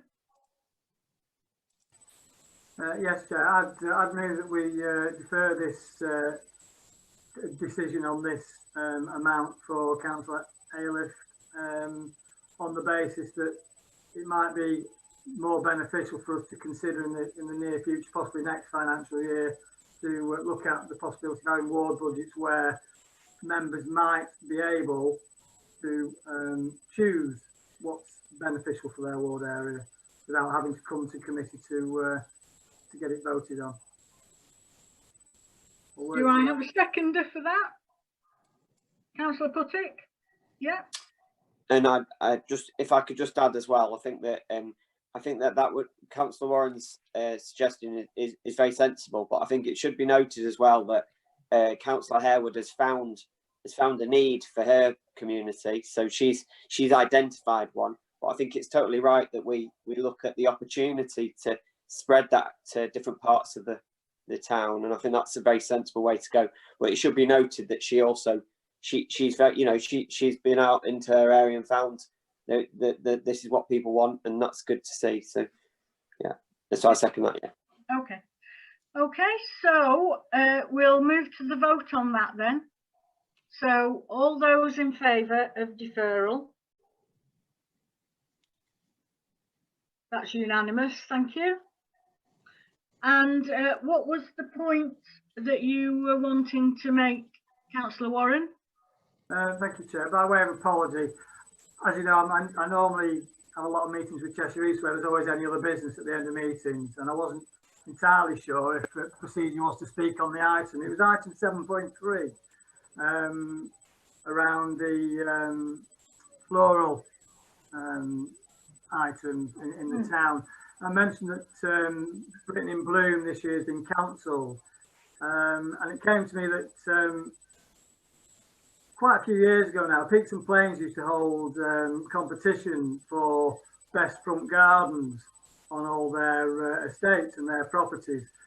And I'm looking at Helena here because it would land on her toes. I wondered if, obviously, the restrictions for COVID are in place now for probably, you know, next 6 to 8 weeks, and people are busy doing their houses, their gardens up, whether it's feasible for us to consider holding a ward-based best front garden, you know, whatever the categories might be, as a town council, just to get people doing their front gardens. And we talked about it's good for your mental health, walking around, looking at nice flowers, bushes, blah, blah, blah.